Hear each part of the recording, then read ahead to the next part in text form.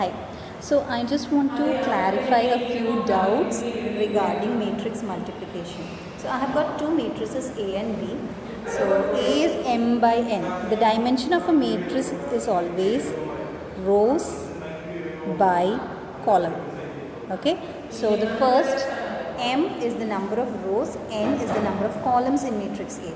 Similarly, in matrix B, there are n number of rows and p number of columns. I hope you know that rows are horizontal and columns are the vertical lines that I am talking about, right? So now I will say that matrix A and B are conformable. So the word I am using is conformable. conformable. Conformable if I can successfully multiply them. So what is the condition? The condition is that the number of columns in the first matrix should be equal to the number of rows in the second matrix. And the resulting matrix, what will be the dimension? The resulting matrix, if I am calling it M, the multiplication, the resulting matrix dimension will be M cross P. Okay, it will have M number of rows and P number of columns. Now, let me show you an example. Now, this is regarding the question that I put for you in the internal test, right? So, I was saying that we have P, P1, P2, P3, and I had another matrix called Q, which represents quantity. So, I had Q1, Q2, Q3. Right?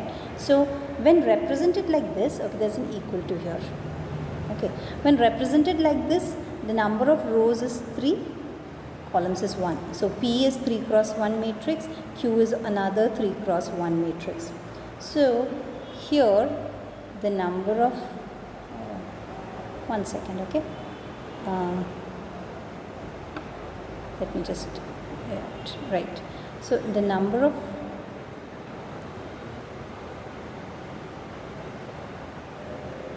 rows and column are not equal, so you cannot multiply them like this. Now, the question was to find TR. I hope you remember that, total revenue. Now, we know that in basic algebra it is price times quantity, but now the only difference is instead of price and quantity of one good, I have a matrix form. My prices are in a matrix form and quantities are in a matrix form. So now, if I can arrange this as, one second. If I can arrange this as a 1 cross 3 matrix and continue to keep Q as a 3 cross 1 matrix, then what will happen? The number of rows is equal to the number of columns over here, and what will I get? My resultant matrix will be a 1 by 1 dimension. So how do I do that? How do I make my first matrix into a 1 cross 3 matrix? I will take its transpose. So if I take the transpose, that is P dash is equal to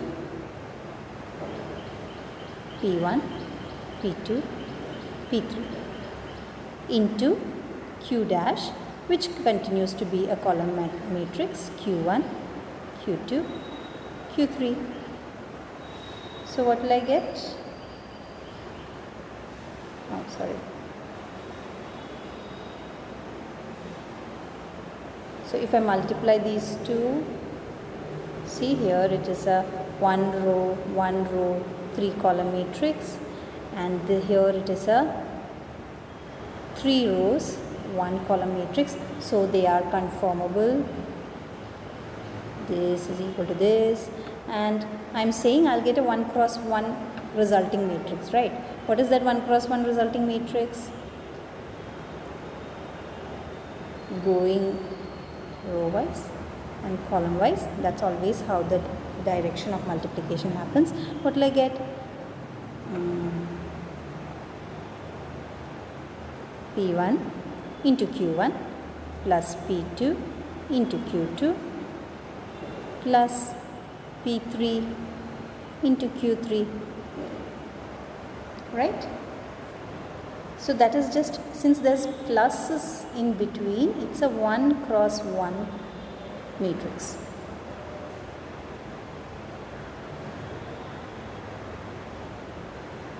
Just to convince you once more, let me give P dash actual values. Okay, so I have P dash, I have kept it as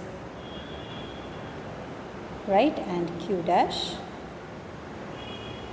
just a hypothetical example, so I am using the simplest numbers that I know, 1 2 3. Okay, so what is P dash into Q? P dash into Q will be 1 into 1 plus 2 into 2 plus 3 into 3. So because there are plus signs in between, what happens? I can add them up, right? So I am getting 1 plus 4 plus 9. 1 plus 4 plus 9 is 14. Isn't this a 1 cross 1 element? 1 row, 1 column. 1 row, 1 column. Right? So it's a 1 cross 1 element. Now suppose, let me start from the beginning. I have a price vector, that's P, okay.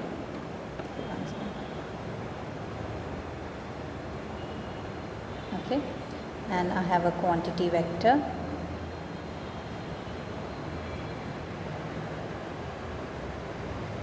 both are originally represented as column matrices. Column matrix is one where there's only one column. Yeah, okay.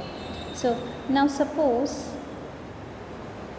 instead of P dash into Q, I want to multiply P into Q dash, right? So how will that come? P is P1, P2, P3, remains a column matrix. Q dash or Q transpose means this column matrix of Q will become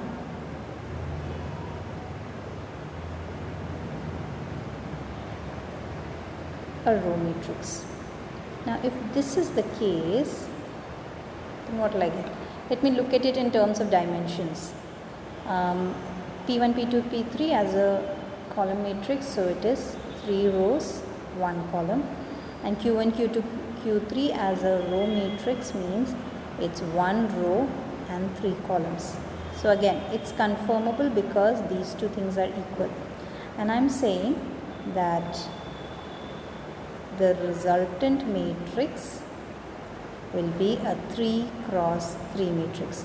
Is that what happens? Let us have a look. See, multiplication is always like that. So you have got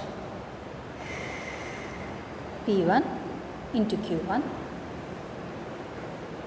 and then you can write P1 into Q2.